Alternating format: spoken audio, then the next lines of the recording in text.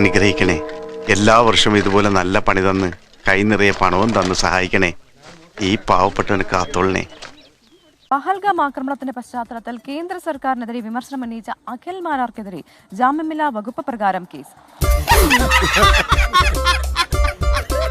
പഹൽഗാം ആക്രമണത്തിന്റെ പശ്ചാത്തലത്തിൽ കേന്ദ്ര സർക്കാരിനെതിരെ വിമർശനം ഉന്നയിച്ച അഖിൽ മാരാർക്കെതിരെ ജാമ്യമില്ലാ വകുപ്പ് പ്രകാരം കേസ്. ബിജെപിയുടെ പരാതിയിൽ രാജ്യദ്രോഹം ചുമത്തിയാണ് കൊട്ടാരക്കര പോലീസ് കേസെടുത്തിരിക്കുന്നത്. നീ ഒന്ന് ഭൂമിയിലേക്ക് ഇറങ്ങിക്കിട്ടാൻ കാത്തിരിക്കായിരുന്നടാ. ഇമാതിരി ഓരോ മണ്ടത്തരങ്ങൾ കാണിക്കുന്നത് കൊണ്ടാ നമ്മുടെ നാട്ടിലെ കാർഷിക രംഗം തകരുന്നത്. എഫ്ഐആറിന്റെ പകർപ്പ് 24-ന് ലഭിച്ചു. രാജ്യത്തിന്റെ പരമാധികാരത്തെയും ഐക്യത്തെയും അഖണ്ഡതയെയും വ്രണപ്പെടുത്തുകയെന്ന ഉദ്ദേശത്തോടെ സമൂഹ മാധ്യമത്തിലൂടെ അഖിൽ മാരാർ ദേശവിരുദ്ധ പരാമർശം നടത്തിയെന്നാണ് എഫ്ഐആർ.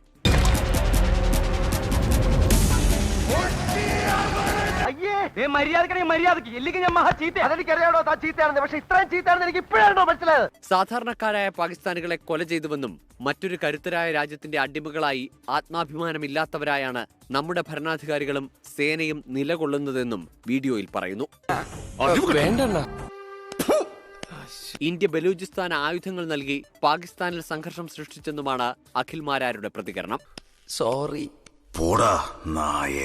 ഇതിനെതിരെ ബിജെപി കൊട്ടാരക്കര മണ്ഡലം പ്രസിഡന്റ് അനീഷ് കിഴക്കേക്കരയാണ് പോലീസിൽ പരാതി നൽകിയത്. സത്യം പറഞ്ഞ വിഷമം കൊണ്ട് ചത്താലോന്ന് വരെ തീരുമാനിച്ചതാ. അയ്യോ, എന്നിട്ട് എന്ത് പറ്റി? മരിച്ച പോസ്റ്റ്മോർട്ടം ചെയ്യലൊന്ന് പേടിച്ചിട്ടാ.